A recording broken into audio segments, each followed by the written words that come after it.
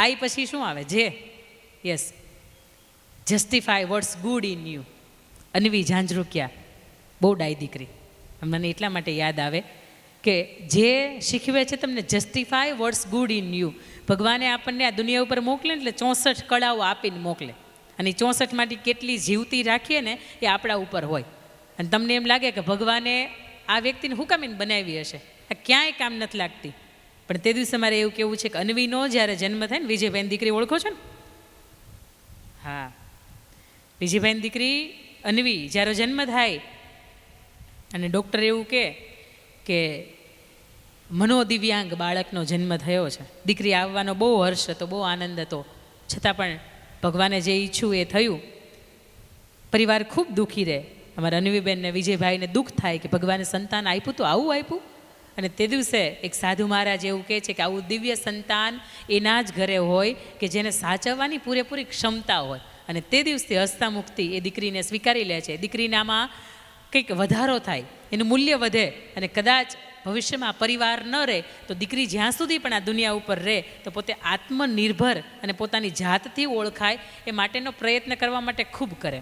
એમને સંગીત શીખવે, એમને હાર્મોનિયમ શીખવે, એમને સ્પીચ થેરાપી શીખવે. પણ એ દીકરી બધામાં પાછી પડે, કારણ કે ભગવાને આવું બાળક હોય ને એની અંદર એકાદી કળા આપી હોય, અને એ કળા ઉપર જો તમે એને ઓળખીને કામ કરો ને તો પૂરેપૂરું એ બાળક આગળ સુધી જઈ શકે.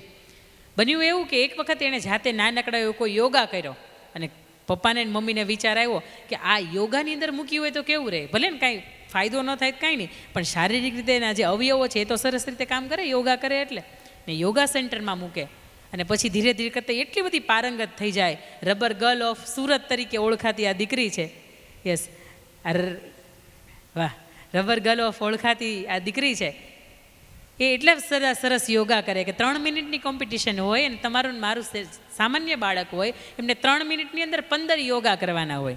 ત્યારે આપણી અન્વી 17 થી 18 યોગા કરે છે, અને ત્યારે પોતાની જાતને શ્રેષ્ઠ સાબિત કરે છે કે હું કંઈક શ્રેષ્ઠ છું. દીકરી 14-15 વર્ષની હતી ને, 12-14 વર્ષની, ત્યારે પણ એને ડાયપર પહેરાવીને બહાર લઈ જવી પડતી હતી. તમે એને ટ્રોફી આપો કે મોદી સાહેબ ટ્રોફી આપે, એમના માટે બધું સરખું હતું. પોતાની જાતને સાબિત કરવા માટે, પોતાની જાતની અંદર શું સારું છે, justify what's good in you, શું સારું છે એનો પરિચય કરાવવા માટે દીકરી એટલું બધું ભણવાની અંદર, આજે નોર્મલ શાળાની અંદર ભણે છે. નોર્મલ તમારું મારું બાળક જો 6ઠ્ઠું ભણતું હોય ને, જે અભ્યાસક્રમ આવતો હોય ને, જેની સાથે ભણતું હોય, જેવું ગણિતની અંદર ભૂમિતિને પ્રમેય આવતું હોય, એવી જ રીતે દીકરી એના ભાઈની સાથે એ નોર્મલ શાળાની અંદર ભણે છે. આજે વિજયભાઈની હાજરી નથી, નહીં તો હું એને કહેત એનું પરફેક્શન એટલું કે તમારું મારું બાળક 10મું ભણતું હશે ને છતાં એની પથારી નહીં વાળે. આજે એની ઘાતે એ પથારી વાળે. એ જમતી હોય ને તો ટ્રેન ચૂકી જાય ને તો ભલે ચૂકી જાય, પણ જમવાનું વ્યવસ્થિત જ્યાં સુધી પૂરું નહીં થાય ત્યાં સુધી ઊભી નહીં થાય. એટલું બધું ધગશ, એટલી બધી પેશન છે. અને પછી એ દીકરી થોડી કરતાં આગળ જાય, પોતાની પ્રતિભા છે એનો એ પરિચય આપે, અને આખરે એ વાત ધીરે કરતી મોદી સાહેબ સુધી પહોંચે, અને એમને આમંત્રણ મળે. એ દીકરીને 6-7 મિનિટનો સમય આપ્યો, મોદી સાહેબ સામેથી એમની વ્યસ્તતામાંથી 22 મિનિટનો સમય આપે છે. અને અન્વી માત્ર રબર ગર્લ ઓફ સુરત તરીકે નહીં, પણ રબર ગર્લ ઓફ ઇન્ડિયા તરીકેનું નામ આપે છે, અને બાળશ્રીનો પુરસ્કાર પણ આપે છે સાહેબ. અને પદ્મશ્રીમાં પણ અન્વી આવે ને નજીકના ભવિષ્યમાં તો એમાં નવાઈ નહીં. મારે તમને એ કહેવું છે કે justify what's good in you. એ બાળક મનોદિવ્યાંગ છે, 85% વધારે અંદરના અવયવો કામ નથી કરતા, અને છતાં પણ જો એની એક કળા ઉપર 15 વર્ષની ઉંમરે મોદી સાહેબને મળી શકતી હોય, પોતાનો બાલશ્રી પુરસ્કાર છે એ પ્રાપ્ત કરી શકતી હોય, અને 21 કે 22 વર્ષની યુવાન થશે ને ત્યાં સુધીમાં એ આપણે પ્રાર્થના કરીએ કે પદ્મશ્રી સુધી પણ જાય. જો એ કરી શકતી હોય તો તમારી મારી પાસે આવડત છે, કળા કૌશલ્ય છે, અને બુદ્ધિ પણ છે. એનાથી આવો આપણે પણ આપણી અંદર સારું શું છે ને એને ઓળખીએ. જ્યાં સુધી આપણી ઉપર પ્રેશર નહીં આવે ને ત્યાં સુધી આપણે ઘડાશું નહીં. જે પછી આવશે કે નોલેજ શેરિંગ. કેટલી માતાઓ એના બાળકને સાંજે વાર્તા કઈને સુવડાવે છે? હાથ ઊંચો કરજો જરા. સત્સંગથી આજે આપણે આ વાત પણ શીખવાની છે. વાહ, કેટલી માતાઓ પેપર વાંચે છે? હાથ ઊંચો કરજો ને. કેમ પેપર ભાઈઓ તમારા ઘરે તો આવે છે ને, પેપર તો આવે છે ને, કે પેપર નથી આવતું? ન આવતું હોય બાજુવાળાને લેવાનું, કારણ કે બાજુવાળાને બપોરના 12 વાગ્યા સુધીનું જ કામ હોય, 1 વાગે પડ્યું જ હોય. છેલ્લે કાંઈ નહીં તો ફોનની અંદર દિવ્ય ભાસ્કર એપ ડાઉનલોડ કરી લેવાની, ગમે એકાદી. પણ તમને એમ નહીં કહેતા કે દિવ્ય ભાસ્કરની જાહેરાત કરે છે. તમારે આખો દિવસની અંદર આપણી આસપાસ શું બન્યું છે શું નહીં, જો તમને ખબર નહીં હોય તો તમને એમ થાય કે તમારા બાળકને ખબર હશે. એમ બાળકને કાંઈ ખબર ન હોય. એ કોરી પાટીની અંદર આપણી આસપાસ બનતી વસ્તુઓ છે, એ નોલેજ છે, એ પીરસવાનું કામ આપણું પોતાનું છે. શિવશક્તિ માર્કેટની અંદર આગ લાગી એ તમને મને ખબર છે, પણ એમાં શું થયું એ કેટલા દિવસની હતી? આ 57 વર્ષના ઇતિહાસની અંદર સુરતની અંદર એવી પહેલી આગ હતી કે આટલી કલાક જવા પછી પણ એ આગ બુઝાતી નહોતી. એની આસપાસ કરોડોનું નુકસાન થયું હતું. અને એની અંદર જે વેપારીઓ હતા, એની આસપાસની જે બીજી માર્કેટવાળા હતા, એ લોકોએ નિઃશુલ્ક રીતે 1 વર્ષ સુધી પોતાની દુકાન છે એનું ભાડું નહીં લે, આવી રીતે એમાં થયું. આ નોલેજ છે અને આ રોજ પેપરની અંદર આવે છે. અને ભવિષ્યમાં તમે ઈચ્છતા હોય કે મારું બાળક કલેક્ટર બને, આઈએએસ ઓફિસર બને કે આઈપીએસ બને, તો એના માટે સૌથી મહત્ત્વની વાત છે કરંટ અફેર, સામાન્ય જ્ઞાન, આપણી આસપાસ બનતી ઘટનાઓ. આપણે આપણા માટે 5 મિનિટ પેપર નથી વાંચતા તો તમારું બાળક પેપર વાંચશે એમાં નવાઈ નહીં. તમારી પાસે જે પણ નોલેજ છે, જેવું પણ નોલેજ છે, એક વખત શેર કરો. બા દાદાની માથે આ વાત હું છોડું છું કે આપણું ઘરનું નાનું બાળક છે ને આપણને વાંચતા આવડતું હોય ને આપણને ન્યૂઝપેપર મળતું હોય તો આવો આવતીકાલથી, આજ તો પેપર નથી આવ્યું 15 માર્ચ એટલે ગઈકાલે ધૂળેટી, આવતીકાલથી પેપર આવે એટલે 5 એવા ન્યૂઝ કે જે બાળક ઓળખી શકે ને. વિરાટ કોહલી તો કે ઓળખે છે, હમણાં ફાઇનલની અંદર 1 રન કરીને આઉટ વહી ગયો તો સેમિફાઇનલની અંદર ધડધડાટી બોલાવી દીધી, બધી એને ખબર છે કારણ કે એ ગમતો વિષય છે. પણ એ સિવાય પણ ઘણા બધા ટોપિક આવે છે. આમ કેટલા બેઠા છે કે એને ખબર છે કે હોનાનો ભાવ કેટલો છે? હાથ ઊંચો કરજો ને. નહીં ભાઈઓને તો ખબર છે, લઈ દેવું પડે, હમણાં જવાબદારીઓ આવે. આમાં કેટલા બેઠા છે, કેટલાને ખબર છે? કેટલું હશે? યસ. બીજા બધાને કે આપણે શું લઈ દેવું હોય, બિલ ચૂકવવાવાળાને વાંધો, આપણને શું વાંધો? એટલે ભલા માણસ, આપણી આસપાસ બનતી ઘટનાઓથી આપણે થોડાક તો પરિચિત થઈએ. આપણે શેર બજારમાં નથી જવું, પણ જે આસપાસનું જે રૂટીન છે એની અંદર તો આપણે જઈએ. ઘરે બેઠા કરીએ હું 24 કલાક કંઈક સારું કરીએ ને. આપણા બાળકો માટે આપણે એક માતૃત્વ તરીકે શું ઉભરી આવીએ. પછી હું જીજાબાઈની તમારી સામે વાતો કરું, પછી મહારાણા પ્રતાપના અર્ધાંગના અજબદે પવાર એની વાતો કરું, તમને હાવ ઉપરથી જાય. અને હું વક્તા થઈને આવી છું, બકતા નથી. એટલે મગજમાં ક્યાંક સમજાય, ક્યાંક સંભળાય, ક્યાંક સ્વીકાર કરો, ક્યાંક સુધારો કરો, એવી વાતો મારા અહીંથી તમને કરીને જવી છે. આવતીકાલથી પેપર વાંચવાની આદત ન હોય તો આપણે પાડીએ કે આપણી આસપાસ શું બને છે એનાથી તો આપણે ખબર. અમથાબ તમે અલકાપુરીએ જાઓ ને ત્યારે ખબર પડે કે લે આ તો બ્રિજ બંધ છે.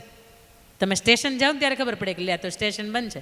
તમે ટિકિટ કરી નાખો પણ તમે અંદર જોતા નથી કે 90 દિવસ માટે બંધ છે. પણ એ ક્યાં આવે? ન્યૂઝપેપરમાં આવે. આવું પુસ્તક વાંચવાની આદત કેટલાને છે? હાથ ઊંચો કરજો. બા દાદાને હશે, કારણ કે ધાર્મિક વાંચન આપણે કરતા હોય. પણ ક્યારેક કોઈક નવલકથા ખોલો, ક્યારેક જેડી ગાબાની લાઇબ્રેરી છે એ તમારી રાહ જોવે, કેટલા પુસ્તકો તમારી રાહ જોવે છે. ક્યારેક પુસ્તક વાંચો ને, ખરેખર દિલથી મજા આવશે. ને તમને એમ થશે કે બેને હું ચાલુ કર્યું છે, બંધ થાય થારું.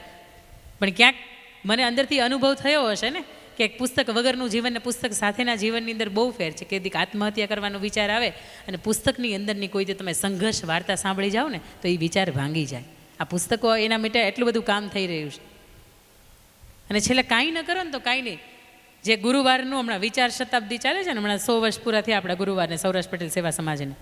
તો એની અંદર દર ગુરુવારે એક સવારમાં 2 કલાક સરસ મજાના એક વિચાર ઉપર ચર્ચા થાય. અને થોડીક વાર થાય ને એટલે લાઈવ ઉપર આવી જાય. રિયલ નેટવર્ક ઉપર દર ગુરુવારે એ વિચાર જોજો. અઠવાડિયે અંદર એક સારો વિચાર તો તમને મળશે. કે શીખવે છે તમને નોલેજ શેરિંગ. કે પછી આવે છે એલ, બરાબર ને? જે કે એલ. એલ શીખવે છે લોયલ, વફાદાર. આ ખાસ કરીને યુવાનોને લાગુ પડે છે. એવું કે હું જાઉં છું વરાસા અને પછી તમે નીકળો વેસું. આ ઘટના બને છે, આસપાસની બહુ ઘટના બને છે. અને એના માટે જ મારે તમને કહેવું છે બેટા કે ઓયોવાળા એવું કહેતા હશે કે મારે તમારી પાસેથી કોઈ પણ જાતના પ્રૂફ નથી જોતા ને તમે આવી શકો. બેટા તમને તમારી અંદરની જાત કેવી જોઈએ કે આ જગ્યા મારા માટે બરાબર છે કે નહીં. બી લોયલ, બી હમ્બલ. પરિવારની સાથે તમે ખોટું કરીને તમે કયા ખૂણે સંતાવ? ક્યાંય ન સંતાવ. એ લગ્ન થઈ ગયેલા હોય અને પછી તમારે સવારથી સાંજ સુધીમાં તમારા પતિ ટિફિન લઈને જતા રહેતા હોય અને મોબાઈલની અંદર કેટલી એપ્લિકેશન સવારથી સાંજ સુધી ડાઉનલોડ રહે, સાથે અનઇન્સ્ટોલ થઈ જાય. તો એક વખત જાતને પૂછજો, this is right or wrong? આ વફાદારી છે એ આખરે એ કિંમત ક્યાં સુધી જશે? ક્યાં સુધી હું ચૂકવીશ? જીવનમાં વફાદારી નથી તો કશું જ નથી, લોયાલિટી નથી તો કશું જ નથી. મારે નાનકડી તમને વાત કેવી છે, અહીંયા દીકરીઓ પણ બેઠી છે ને એટલા માટે એને ઉદ્દેશીને કે 1857ના સમયગાળાની અંદર અંગ્રેજો છે ને ભારતની અંદર હતા, ભારતના પ્રવાસે હતા. અને ત્યારે એક ઘટના એવી બને કે મહુવા બાજુનું એક ગામ, અને એ ગામની અંદર 12 વર્ષની દીકરી એ પાણી ભરીને પોતાની બેનપણીઓ સાથે નદીમાંથી આવતી હોય અને ત્યારે એક અંગ્રેજ અધિકારી છે એ દીકરીની ઉપર નજર પડે. દીકરી બહુ સરસ દેખાતી હતી, 12-14 વર્ષની એની ઉંમર, અને એટલી બધી સ્વરૂપવાન દીકરીને જોઈને એ અંગ્રેજ અધિકારી છે એની ઉંમર પર મોહે છે અને ત્યાં જઈને એનું બારડું પકડે છે અને નક્કી કરે છે કે આની સાથે લગ્ન કરવા છે. દીકરીના સગપણ નક્કી થઈ ગયા હતા. એ 12-14 વર્ષની દીકરી, 1857 વખતનો સમય, અને હાથ પકડ્યો ને એટલે પોતાના માથા ઉપર એણે 15 લીટરની ગોળી ભરેલી હતી. એને ભરીને આવતી હતી. ગોળીમાં ખબર પડે ને બેટા, ગોળી તમે સર્ચ કરો ને તો એ ગૂગલનો શબ્દ નથી. એના માટે તમારે બા પાસે જવું પડે કે ગોળી કોને કહેવાય એ શીખવા માટે. એ 15 લીટરની ગોળી પાણી ભરેલી છે, ઓલા અંગ્રેજ અધિકારીને મારે, એ ત્યાં બેભાન કરી નાખે. એની સાથેના જે પણ એના ટીમના સભ્યો હોય એને લઈ જાય. દીકરી ઘરે આવે, એક ખૂણામાં બેસીને રડતી હોય. એને બાપુ એને પૂછે, બેટા શા માટે રડો છો? અને ત્યારે દીકરી એને એવું કહે છે કે બાપુ હવે જીવાય નહીં. બેટા શું એવું થઈ ગયું કે આજ સુધીમાં તમે તમારા બાપનું માથું નીચું નથી થવા દીધું, એની નજરે નીચી નથી થવા દીધી, તો એવું શું થઈ ગયું કે જેના લીધે તમે એવું કહો છો કે હવેથી જીવાય નહીં? અને ત્યારે દીકરી બોલે છે કે બાપુ પેલો અંગ્રેજ અધિકારી છે ને એને મારું બાવડું પકડ્યું. તમારી પાસે બાપુ 2 ઓપ્શન છે, 2 વિકલ્પ છે. કાં તો તમે મને એમ કરો, મારી સાથે જેના સગપણ થઈ ગયા છે એ છોકરાનું નામ હતું નાનકો, એને તમે સંદેશો મોકલાવો, કાં તો મને ઝેરનો કટોરો ભરીને મને પાઈ દે, અને કાં તો તમે એવું કરો કે મને તમે ખુદ મારી નાખો, હવે મારાથી જીવાય નહીં. અને ત્યારે એ દીકરી એવું કહે છે કે પેલા જો દીકરો હોય એને સંદેશો મોકલાવે છે કે જ્યાં સુધી એ દીકરીએ પ્રણ લીધા છે, કાં તો ઝેરનો કટોરો પાઈ દો મને, અત્યારે મારે મરી જવું છે, અને કાં તો એ અંગ્રેજ અધિકારીને મારો, એના લોહીની અંદર મારી ચૂંદડી ડૂબાડજો અને પછી મને ઓઢાડવા માટે આવજો. અને આપણો ઇતિહાસ સાક્ષી છે કે 12-14 વર્ષની દીકરીએ આ જે વચન એના કહ્યા હતા એ પ્રમાણે એને પાલન કર્યું. ઓલો 17 વર્ષનો જેનો મંગેતર, જેની સાથે એની સગાઈ થઈ ગઈ હતી, એણે અંગ્રેજ અધિકારીને માર્યો, એના લોહીની અંદર ચૂંદડી ડૂબાડી અને પછી આ મંડપની અંદર આ દીકરીને ઓઢાડી. મારે તમને આ વાતથી એ વાત પૂછવી છે કે 12-14 વર્ષની દીકરીને ખબર પડતી હતી કે કોઈ પારકો પુરુષ મારું બાવડું પકડે તો મારાથી જીવાય નહીં. આજે 24 વર્ષની દીકરીને ન ખબર પડે? પડે ને. પણ એના પપ્પાની સગવડતા હોય, ઝૂડીઓમાંથી કપડાં પહેરાવે એવી, અને દીકરીના અંદરના ઈચ્છાઓ એવી હોય કે હું ઝારા બ્રાન્ડનું પહેરું. પપ્પાની બિચારાની સગવડતા હોય, વિવો છે કે સેમસંગ છે, એવો સિમ્પલ ફોન 10, 15, 20 હજારનો આવતો હોય એવો લઈ દે, કારણ કે એની કમાણી એટલી હોય. અને એની ઈચ્છા હોય કે મને કોઈ એપલ લઈ દે. પણ બેટા સમજજો કે તમે 10 રૂપિયાવાળી પાણીની બોટલ નથી કે ગમે એના ઘરે જાઓ, ગમે એના ગળેથી ઉતરી જાઓ. આ ભારત વર્ષની દીકરીઓ છીએ, અને આખાય જેટલા પણ 195થી વધારે દેશો હશે ને એની અંદર, દેશની અંદર જો કોઈ દીકરીના ઉત્તમ ચરિત્રની, દેશની દીકરીની સંઘર્ષની ગાથાઓ હોય ને તો આપણા ભારત વર્ષની દીકરીઓની છે. અને એટલા માટે જ મારે તમને કહેવું છે કે તમારી પાસે એક પાણીની બોટલ હોય અને તમારી પાસે એક ઘીથી ભરેલી બોટલ હોય, અને તમને કોઈ એમ કે એક્સચેન્જ કરવી, આપણે કરીએ? હા કે ના? આપણને ખબર છે કે પાણી કરતાં ઘી મોંઘું છે. આ સમાજની અંદર જેટલા પણ રોલા પાડતા દીકરાઓ હોય, બહુ ખુલ્લા મનથી મારે કહેવું છે, ધૂમધૂમ કરતી બાઇક ચલાવતા હોય, જેમ તથ્ય પટેલનો કિસ્સો બન્યો તો એમ હમણાં 2 દિવસ પહેલાં વડોદરાની અંદર એક દીકરાનો કિસ્સો બન્યો, એક નવપરણિત સ્ત્રી ત્યાં મૃત્યુ પામી. આવા દીકરાઓ સારા ઘરના નથી. અને જો હોય ને તો ક્યાંક મા બાપ તરીકે એને સમય એનો આપતા ચૂક્યા છે, સંસ્કાર આપતા ચૂક્યા છે.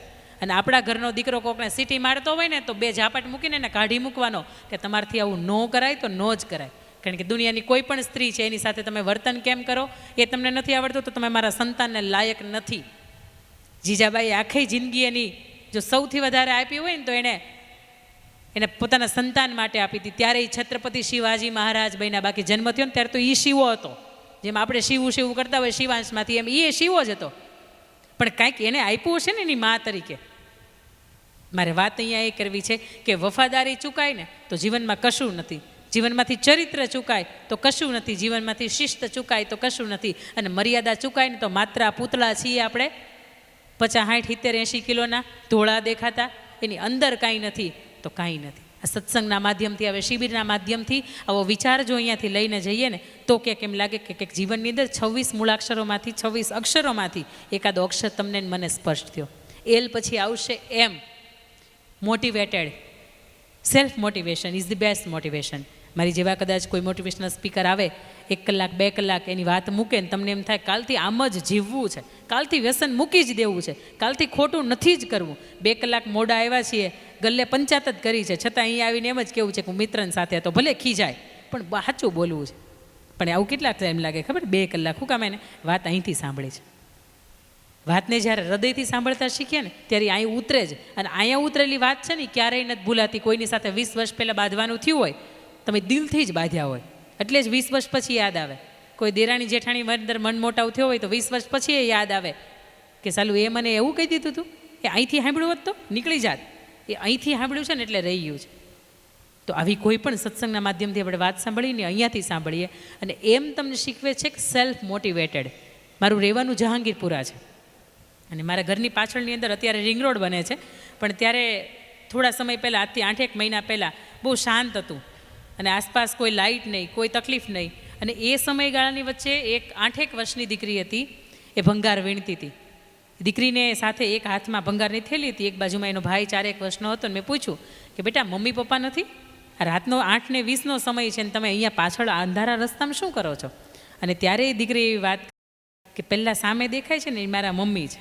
અમારે રહેવા માટે છત નથી, અમારે પાથરવા માટે કશું જ નથી. જે ચટાઈ પાથરી છે ને એમ રાત્રે અમે એને ઓઢીને સૂઈ જશું. મારા હાથમાં તમે જે થેલી જોવો છો ને એની અંદર હું આખો દિવસ કોઈ કચરું ફેંકી દીધું હોય, કોઈ પ્લાસ્ટિક છે, કોઈ ભંગાર છે ફેંકી દીધું હોય, આખો દિવસ હું વીણું છું. આને હું વેચું. આ 4 વર્ષનો ભાઈ છે. અને મારા મમ્મી જે સામે બેઠા છે ને એને શરીરની અંદર ખંજવાળ ઉપડે અને આ ખંજવાળના કારણે એને લોહી આવે, એના લીધે એની સ્મેલ આવે, દુર્ગંધ આવે. અને એના કારણે મારા પપ્પા અમને છોડીને જતા રહ્યા, નવા લગ્ન કરી લીધા છે. એટલે હવે ઘરને ચલાવવું કેમ? એ 8 વર્ષની ઉંમરે જવાબદારી મારી છે. આ આખો દિવસ જેટલો પણ કચરો ભેગો કરું, ભંગાર ભેગો કરું, એ વેચું. એમાંથી મને 25, 50, 100 રૂપિયા, 150 રૂપિયા જે પણ મળે એમાંથી ક્યારેક વડાપાઉં લઉં, ક્યારેક પાણીપુરી લઉં, ક્યારેક રોટલીનો લોટ લઉં, ક્યારેક ચોખા લઉં અને મારા ભાઈને ને મારા મમ્મીને જમાડું. ભાઈને આ 4 વર્ષનો એટલા માટે સાથે રાખું છું કે મમ્મીની સાથે રહેશે ને તો એને મમ્મીનો ચેપ લાગશે. આ 8 વર્ષની દીકરીને ખબર પડે છે કે આવી હાલત હોય ને તો મારે મારી રીતે જીવન ન જીવાય, આ ઘરને ચલાવવાની જવાબદારી મારી છે. આ સેલ્ફ મોટિવેશન છે. જેથી અંદરથી પ્રેરણા થાય ને કે આ જવાબદારી મારી છે ને મારે જ સમજવી પડે. તે દિવસે યાદ રાખજો સાહેબ, દુનિયાના મોટિવેશનલ દૂતના, દુનિયાના કોઈ સાધુ સંતોના પ્રવચનની કોઈની તમને જરૂર નહીં પડે. કારણ કે તમે સમજો છો મારી જવાબદારી શું છે ને મારી જાત શું છે. એમ પછી આવશે એન, નેશન્સ લવર. હું આપને એમ સુધી લઈ ગઈ હતી. એમ ધેટ મીન્સ સેલ્ફ મેચ્યોર. જ્યારથી આપની અંદર મેચ્યોરિટી આવી જાય કે શું કરવું શું નહીં, ત્યારથી લાઈફ છે એ જીવવાની ખૂબ મજા આવતી હોય, આનંદ એ કંઈક અનોખો હોય, એ નિજાનંદ છે અલગ રીતે માણી શકાતો હોય. કારણ કે એ 5 વર્ષનું બાળક હોય ને એને ખબર નથી પડતી જાહેરમાં રોવાય નહીં, એટલા માટે એ રોવે છે. પણ તમારામાં જ્યારે મેચ્યોરિટી આવી જાય ત્યારે આપણે રડતા હોઈએ ને છતાંય હળવેકથી આમ કરી આમ આંચ લૂકી નાખીએ. કારણ કે આપણને ખબર છે કે બધાની વચ્ચે રડાય નહીં, બધાની વચ્ચેથી મોટે મોટે હસાય નહીં. આ મેચ્યોરિટી છે. અને મેચ્યોરિટીને જ્યારે સેલ્ફ મોટિવેશન અંદરથી મળતું હોય ને ત્યારે કદાચ મેં તમને કહ્યું એમ કે કદાચ કોઈ સત્સંગ કે કોઈ સંતનું તમે વાણી ન સાંભળો તોય ચાલે. કારણ કે તમને અંદરથી ખુદની તમારી જવાબદારીઓની સાથે વાકેફ છો. એમ પછી આવશે એન, નેશન્સ લવર. દેશપ્રેમી. માત્ર 15મી ઓગસ્ટ ને 26મી જાન્યુઆરી તમે તિરંગો ફરકાવો છો અને તિરંગાને આન બાન ને શાન, દેશની જાન આવું કહો છો, એટલું પૂરતું નથી. પણ તમે જ્યારે 16મી ઓગસ્ટ ને 27મી જાન્યુઆરી જાઓ ત્યારે ખબર પડે કે રસ્તામાં ઘણા બધા કાલે દેશપ્રેમીઓ હતા ને એ બધાના દેશપ્રેમ 24 કલાકમાં પૂરો થઈ ગયો. પણ કોઈ સંતને સારો આશરો આપવો, મા બાપની સેવા કરવી, એથી વિશેષ કે કોઈની સાથે ખોટું ન કરવું, એથી વિશેષ કે સરકારની જેટલી પણ પ્રોપર્ટી છે, તમને એમ થાય કે તાજમહેલ અત્યારે વિશ્વની અજાયબી પૈકીનો એક અજાયબીમાં આવે છે, પણ ત્યારે તમે નજીકથી જોવો ને ત્યાંની આસપાસની જેટલી પણ દિવાલો હોય ને એની અંદર તમે તમારા નામના ચિતરડા ભમરડા છે એને કરી આવ્યા હોય. કેમ ભાઈ? તમારી પોતાની પ્રોપર્ટી છે.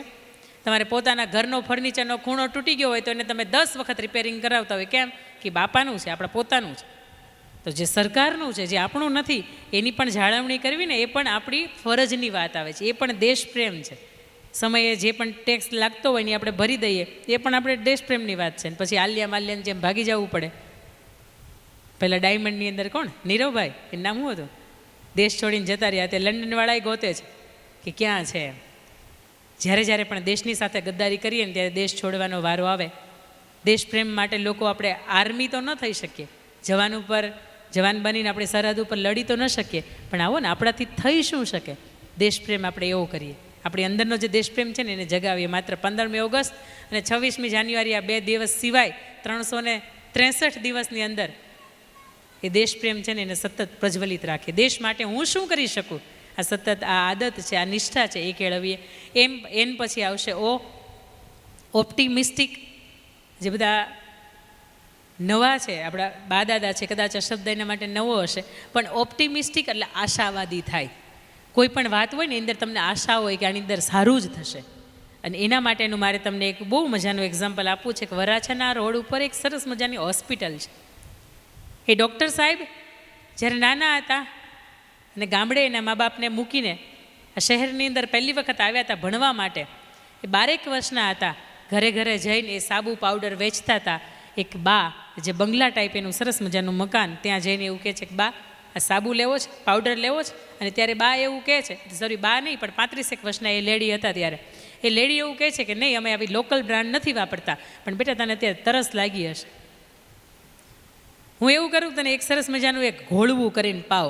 મારે કાંઈ તારી પાસેથી લેવું નથી, કાંઈ તારે મારી પાસે જ લેવું નથી, પણ આ ધોમધકતો આ તડકાનો સમય છે, હું તને આટલું તો કરી શકું છું.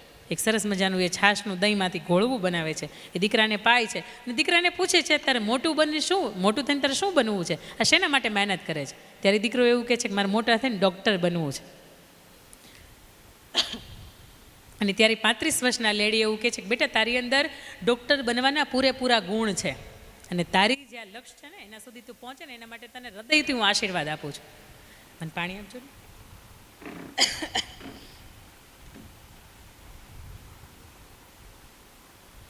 એટલે દીકરો છે એ આશીર્વાદ લઈને ત્યાંથી નીકળી જાય છે અને એક જ વિચાર કરે કે મને આશા છે કે હું ડૉક્ટર બનીશ.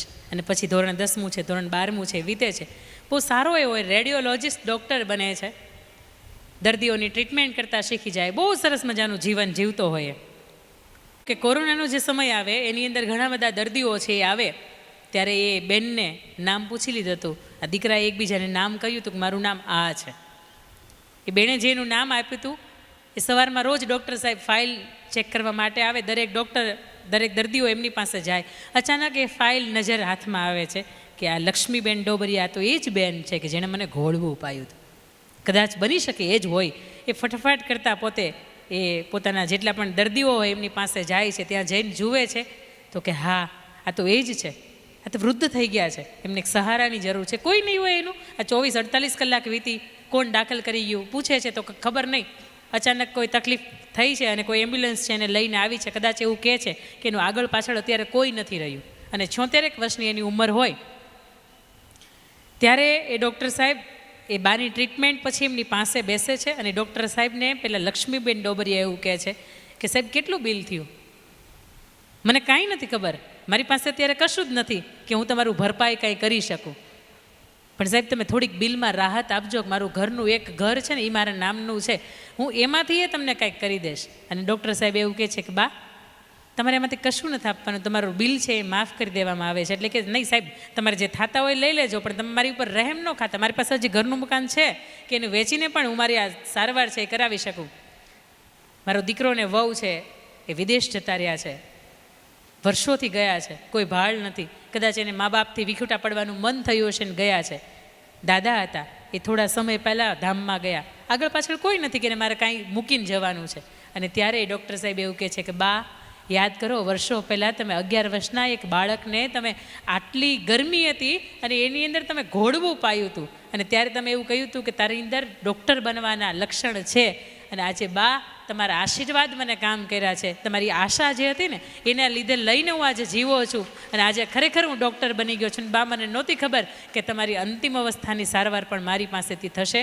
આજે આ જે કંઈ પણ ડૉક્ટર બની શક્યો હોય એનું કારણ એક જ હતું કે તમને મારી ઉપર ભરોસો હતો, તમને મારી ઉપર આશા હતી. અને એટલા માટે કે તમે તમારું પણ દહીં 10, 20, 25 રૂપિયાનું થતું હશે અને છતાંય તમે મને પાયું હતું એ એક જ આશાથી કે હું કંઈક કરું. અને આજે હું કંઈ પણ થયો છું એના આશીર્વાદ તમારા માટેના છે. આ આશા છે.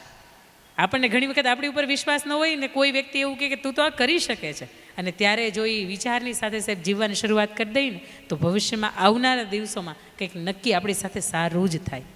પછી આવશે પી, પેશન. તમને ક્રિકેટ જોવી ખૂબ ગમે છે, અને હમણાં તમે સેમિફાઇનલ ને ફાઇનલની એક મિનિટ, એક સેકન્ડ જોઈ છે. જો તમે જીઓ હોટસ્ટારની અંદર જોતા હોય ને તમારી બાજુવાળાને આગળ થઈ ગયો હોય ને તો તમે તમારો ઘડીક ફોનને સ્ટોપ કરીને બાજુવાળાને જોવા મળ્યા. આટલી બધી તમને ક્રિકેટ ગમે છે.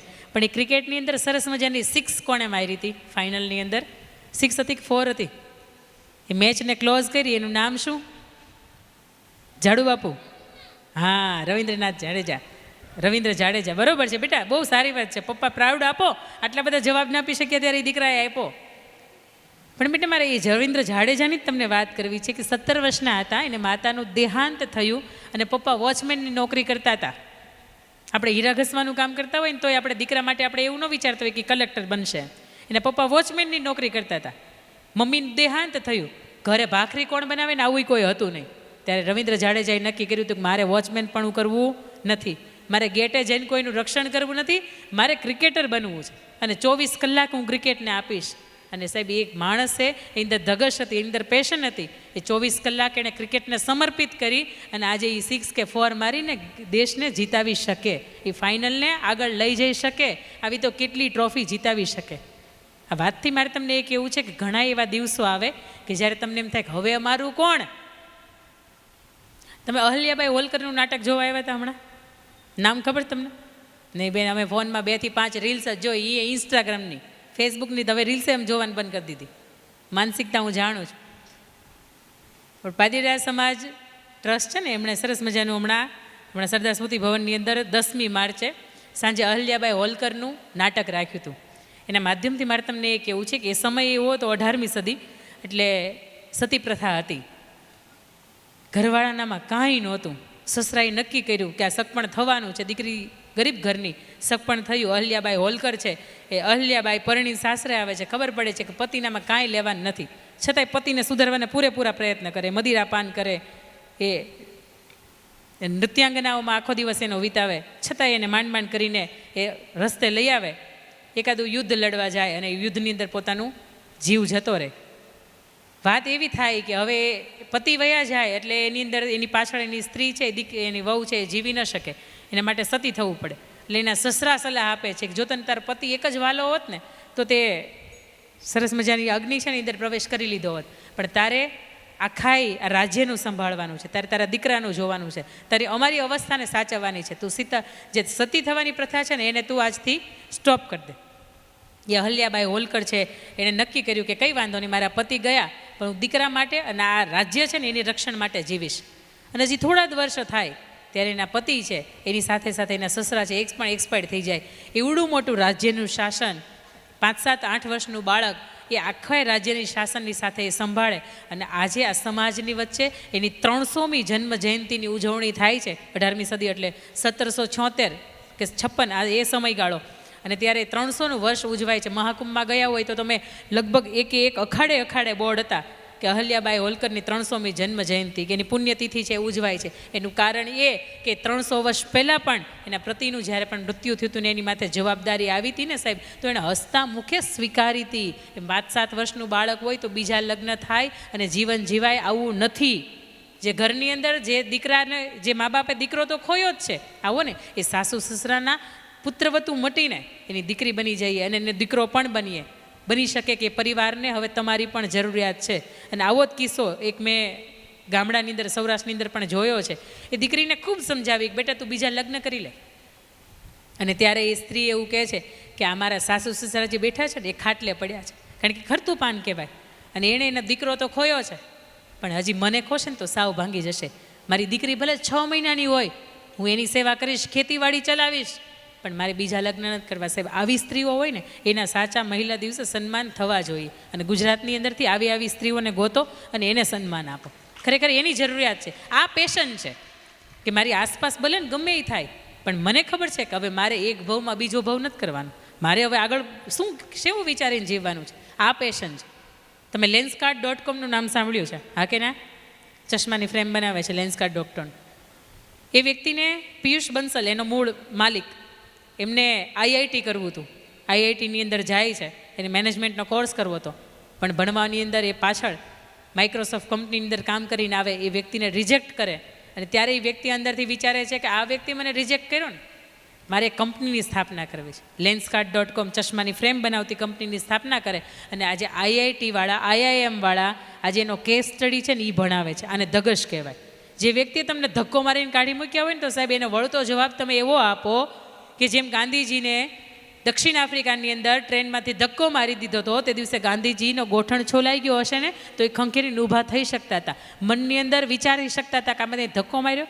પણ એ વિચારની સાથે સાથે એણે એવો પણ વિચાર કર્યો હતો કે આણે મને ટ્રેનમાંથી ધક્કો માર્યો, આ બધાને હું ભેગા થઈને મારા દેશમાંથી ધક્કો મારીશ. અને સ્વીટ રિવેન્જ કહેવાય અને પેશન કહેવાય. કોઈ આપણને સંભળાવ્યું છે ને તો એની અંદર પરફેક્ટ થઈને બતાવીએ કે આપણને હવે આ બાબતમાં સંભળાવે જ નહીં. તો આપણે એવું વિચારી રાખીએ કે એને આપણને સંભળાવ્યું છે ને આપણે એને 3 ગણું સંભળાવીએ સમય આવે ને ત્યારે. આ આપણી સામાન્ય બુદ્ધિ છે. પણ પી ફોર પેશન તમને એવું શીખવે છે કંઈ પણ થાય તમારી ધગશ હોય ને તો ઘણું બધું આગળ જવાય, અને ધગશ હોય ને તો તમારા જીવનનું પરિવર્તન થઈ શકે છે. પી પછી આવશે Q, quality and quantity time spend with your family. દુનિયાની ટોપ 10 યુનિવર્સિટી, એની અંદર હાર્વર્ડ યુનિવર્સિટીનું નામ આવે. અને હાર્વર્ડ યુનિવર્સિટીની અંદર એના જે અધ્યાપકો હતા, એના જે રિસર્ચર હતા, એમણે એક રિસર્ચ કર્યું કે દુનિયાની અંદર સૌથી વધારે આનંદની ક્ષણ કઈ છે, what is the greatest Joy upon this અર્થ. અને એની અંદર સતત 8 વર્ષ સુધી આ સર્વે થયો. અને 8 વર્ષ પછી 1 લાખ પરિવારની વચ્ચે, દરેક જ્ઞાતિ, દરેક જાતિ, દરેક સંપ્રદાયની વચ્ચે આ સર્વે થયો. અને એમાંથી 66% લોકોનું એવું કહેવાનું હતું કે જે વ્યક્તિને તમારા પ્રત્યે સ્નેહ હોય, જે વ્યક્તિના હૃદયમાં તમારું સ્થાન હોય અને તમારા હૃદયમાં જે વ્યક્તિનું સ્થાન હોય, પરસ્પર એવા વ્યક્તિઓની સાથે બેસવું, ઉઠવું, બોલવું, રહેવું, જમવું, એના ખભામાં કે એના ખોળામાં માથું મૂકીને દુનિયાનો થાક ભૂલવો, મિનિમમ અને મેક્ઝિમમ સમય એવા વ્યક્તિઓને વચ્ચે વિતાવવો, એ દુનિયાની અંદર સૌથી વધારે આનંદની ક્ષણ છે. અને આવો સમય તમારા મિત્રોની સાથે, મા બાપની સાથે, સંતાનોની સાથે, આપણા દીકરાઓની સાથે અને આપણા પરિવારની સાથે જ વિતાવી શકાય. જેટલો પણ થઈ શકે અને જેટલો પણ આપી શકો. ઘરે જઈને તમે બાજુમાં પત્ની સૂતા હોય કે માતા સૂતા હોય અને તમે તમારો ફોન ઘૂમડતા હોય તો એને તમે ક્વોલિટી ટાઈમ આપ્યો ન કહેવાય. પણ ઘરે જઈને તમારો ફોન એક બાજુ મૂકી દો. આપણે મોદી સાહેબ તો નથી, ગમે ત્યારે ઇમરજન્સીમાં આપણને ફોન આવે તો વાત અલગ છે. પણ કોઈની રિંગ જ ન વાગે તો આપણને સાંજે દિવસમાં ડિપ્રેશન આવી જાય કે આખો દિવસ કોઈને ફોન ન આવ્યો. એટલે ભાઈ આપણે ક્યાં રાજકારણી છે, આપણને ફોન આવે કે તમારે અહીંયા હાજરી આપવાની છે, કે તમારે અહીંયા આવવાનું છે. પણ છતાંય ક્વોલિટી અને ક્વોન્ટિટી ટાઈમ જ્યારે પણ ઘરે જઈએ, ઘરના ગમતા પાત્રની, આપણે ક્યાંય ફોનમાં અમેરિકા કોકની યાર વાતું કરતા હોય નહીં, પણ બાજુમાં માણસ આપણે સૂતું હોય, બેઠું હોય ને, એને પેટમાં દુખતું હોય ને એ આપણને ખબર ન હોય. એક રીલ્સ તમે જોઈ હશે, એની અંદર એવું આવ્યું હતું કે એક 8 વર્ષનો દીકરો હતો, 8-10 વર્ષનો દીકરો, એના ફોનની અંદર એટલો બધો એ ઘૂમડતો હતો, વ્યસ્ત હતો કે બાજુમાં એના બા બેઠા હતા, એના દાદીમાં બેઠા હતા, વિદેશનો સીન હતો. એની અંદર એને હાર્ટ એટેક આવે છે એ બાને, અને પાણી માગતા હોય, એ તડફડતા હોય, પણ છતાં એ બાજુમાં બેઠેલો દીકરો છે એને ખબર નથી. સાહેબ તમે વિચારો તો ખરા, આપણે આજની આ જનરેશન છે એ ક્યાં જનરેશન. તમે બીજા માળે બેઠા હોય અને નીચે આપણા દીકરાઓ હોય નીચે વાંચતા હોય ને મમ્મી ગમે એટલી બૂમ પાડે કે આવો બેટા જમવા, પણ કાનની અંદર ઇયરફોન નાખ્યા હોય એટલે બેટાને સંભળાય નહીં. પછી મમ્મી નીચેથી વોટ્સઅપ કરે કે બેટા ભીંડાનું શાક ને કઢી બની ગઈ, નીચે આવો, અને દીકરા ફડફડાટ કરતા ઘરે નીચે આવે. આ ટેકનોલોજીના સમયની અંદર આપણે ક્વોલિટી અને ક્વોન્ટિટી ટાઈમ મેક્ઝિમમ, પહેલાં આપણી પાસે રહેવાના ઘણા બધા ચાન્સ હતા. રવિવારે રજા એટલા માટે આવે છે કે આપણે ઘરે રહીએ, પણ રવિવારે 11 વાગે ઉઠીએ, ખાઈએ પીએ, દાળ ભાત સલાડ પાપડ છાશ ખાઈને પાછા 1 વાગે હોઈ જાય, પાછા 5 વાગે ઉઠીએ. રવિવાર એટલા માટે નથી આવતો. રવિવાર એટલા માટે આવે છે કે સોમથી શનિવાર આ લોકોએ આખો દિવસ પરિવારને આપ્યો છે, સંતાનોને આપ્યો છે. આવો ને, અડધી કલાક તો એની સાથે બેસીએ, અડધી કલાક તો આપણી સાથે સરસ મજાની કોફી પીને બનાવીએ, અડધી કલાક તો આપણે આખો અઠવાડિયાની વાત કરીએ, અડધી કલાક તો એવી કંઈક વાત કરીએ કે એની અંદર શું ગમે છે શું નહીં. 30 વર્ષ પછી એ લગ્ન જીવનના પૂરા થાય ને તમે દાદાને પૂછો કે બેનને શું સૌથી વધારે ગમે, તો કે દાદાને કાંઈ ખબર ન હોય, કે હું ક્યાંય નેર જાજો રહ્યો જ છું. લગ્નના 30 વર્ષ વયા ગયા, તમે ક્યારેય એવું જાણવાની કોશિશ ન કરી કે શું વધારે ગમે શું નહીં. આપણું ગમતું પાત્ર છે ને શું ગમે છે શું નહીં, આવું એ પણ ક્વોલિટી ને ક્વોન્ટિટી ટાઈમ જો આપણે પરિવારની સાથે વિતાવીએ તો આપણને જોવા મળે. પી પછી આવશે ક્યુ, ક્યુ પછી આવશે આર, રિસ્પોન્સિબલ, જવાબદાર બનીએ. જવાબદારીમાં મારે તમને ખાલી એટલું કહેવું છે કે એક પુરુષ તરીકેની જવાબદારી ઘર ચલાવવાની છે, અને એક સ્ત્રી તરીકેની જવાબદારી એ પુરુષ 5,000 કમાતો હોય તોય ઘર ચલાવવાની છે, અને 50,000 કમાતો હોય ને તોય ઘર ચલાવવાની છે. આવો એ જવાબદારીની સાથે આપણો આર, એના કરતાં આપણામાં વધારે બુદ્ધિ છે. જો એ કરી શકતા હોય તો આપણી કમ્પેરિઝન એની હારે કરવી, એ કરી શકે તો આપણે કેમ નહીં. Yes I can. અને વાય પછી આવશે ઝેડ. હાશ માંડ પૂરું કર્યું આ બેણે, ક્યારનું ચાલુ કર્યું હતું. Z, that means 0 to hero. આપણે જે પણ છીએ એ શૂન્યમાંથી સર્જન છીએ. ડાયરેક્ટ બેઠું બાપદાબાની પ્રોપર્ટી મળી જાય તો શક્ય છે કે પ્રોપર્ટી પચે નહીં, પ્રોપર્ટી વધે પણ નહીં. પણ જો તમે શૂન્યમાંથી સર્જન કરો તો શક્ય છે કે સર્જન વિશ્વ સુધી પહોંચે. બહુ નાનું એવું એક્ઝામ્પલ આપીને મારી વાતને મારે પૂરી કરવી છે. જાપાનની અંદર વર્ષો પહેલાં એક ઇલેક્ટ્રિક લાઇટનું જે સોકેટ હોય ને અંદરનું, એ બનાવતી કંપની, અને કંપનીની અંદર અલગ અલગ લોકો છે એ કામ કરે. એમાં માત્સુશિકા કોનોસુકે નામનો એક વ્યક્તિ છે એ પણ કામ કરે. નામને યાદ રાખવા માટે જે તે સમયે મને પણ 10 મિનિટ જેટલો સમય લાગ્યો હતો, એટલે તમને પહેલી વખતમાં યાદ નહીં રહે. માત્સુશિકા કોનોસુકે આ વ્યક્તિ છે એ શોકેટ બનાવે. બહુ સરસ મજાનું શોકેટ બનાવ્યું. એના માલિકને એણે બતાવ્યું. માલિકને ખબર પડી કે મને જે આવડે છે અને મેં જે બનાવ્યું છે ને એના કરતાં પણ વધારે સારું આ વ્યક્તિએ બનાવ્યું છે. જો આ વ્યક્તિ આટલું સરસ કામ કરશે તો મારું નામ ભૂસાઈ જશે. એટલે એ વ્યક્તિ એટલું સરસ મજાનું કામ કર્યું હતું, છતાં પણ એમને ધક્કો મારી દીધો, એમને કાઢી મૂક્યો અને કહ્યું કે જરીકે સારું નથી બનાવ્યું. એમ કરીને એનો જે શોકેટ હતું એ પોતે લઈ લીધું. એ વ્યક્તિ પાસે 2 ઓપ્શન હતા. મેં સારું કામ કર્યું છતાંય મને કહો કે ધક્કો માર્યો એટલે એનો રિવેન્જ લેવાનો, અને બીજું કાંઈ વાંધો નહીં, દુનિયા છે, મારે ક્યાં પોતાના બાપા હતા ધક્કો મારે તો મને પીડા થાય. દુનિયાની કોઈ પણ વ્યક્તિ મને ધક્કો મારે મને કાંઈ ફેર ન પડે. મને ખબર છે કે મેં આ સારું કામ કર્યું હતું. પોતાના ગેરેજની અંદર એ લાઇટના શોકેટ બનાવે છે, અને રાત્રિનો સમય હોય એ જાપાનની અંદર એ ઘરે ઘરે ગલીએ જઈને લોકોને અવેર કરે છે કે આનાથી લાઇટ છે એ તમને પ્રકાશિત થાય, પ્રજ્વલિત થાય, તમે તમારે ખરીદો.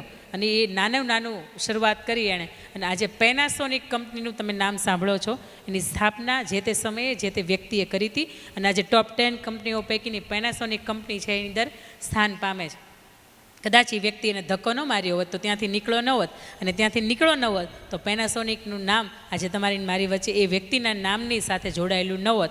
આવો શૂન્યમાંથી સર્જન કરીએ, આપણો લક્ષ્ય ન ભૂલીએ, મર્યાદા ન ચૂકીએ, આપણી શિસ્ત ન ચૂકીએ, આપણી વફાદારી ન ચૂકાય, આપણી નીતિમત્તા ન ચૂકાય. કોઈનું શક્ય એટલું આપણાથી સારું થાય. અને આ સત્સંગના માધ્યમથી આ 26માંથી એકાદો કેરેક્ટર જો તમને લઈ જાઓ તો મને એમ થશે કે નહીં, આજે અહીંયા આવવું, 2 બાળકોને ઘરે મૂકીને આવવા, 10-11 વ્યક્તિઓની જવાબદારી, પારિવારિક જવાબદારીની વચ્ચે છોડીને આ સમયની વચ્ચે આપની વચ્ચે ઉપસ્થિત રહેવું એ વસૂલ છે. આપ સૌનો સત્સંગ છે એ નિરંતર શરૂ રહે. આજનો પહેલો દિવસ તમારી શુભ શરૂઆત થઈ, આવનારા 2 દિવસની અંદર પણ તમારી હાજરી પૂરેપૂરી રહે. આપના જીવનની અંદર ભગવાનનો, મહારાજનો રાજીપો કાયમી અને અખંડ રહે. મા બાપનું તમારાથી ઉત્તમ કોઈ પણ વ્યક્તિ ધ્યાન ન રાખી શકે. આ કાળજામાં, આ આયખામાં જ્યાં સુધી જીવ છે ત્યાં સુધી આપણી આસપાસ રહેનારો, કે આપણા વર્તુળની અંદર રહેનારો જીવ ક્યારેય દુઃખી ન થાય. હજારો હાથવાળાએ થોડુંક આપ્યું હોય તો સમાજ માટે, પરિવાર માટે કંઈક આપી શકીએ. આવા શુભ ભાવની સાથે, આવી પ્રાર્થનાની સાથે આપ સૌનું દિવ્ય થાય, આપ સૌનું ભલું થાય, એ નીતિમત્તાની પ્રાર્થનાની સાથે જય હિન્દ, જય ભારત, ભારત માતા કી જય.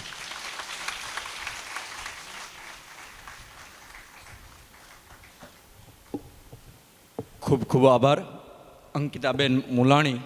જિંદગીની ABCD કેવી હોવી જોઈએ એણે એમના શબ્દોમાં ખૂબ સારી રીતે કીધું. માતાજીએ એમનું ફરીથી સન્માન કર્યું છે.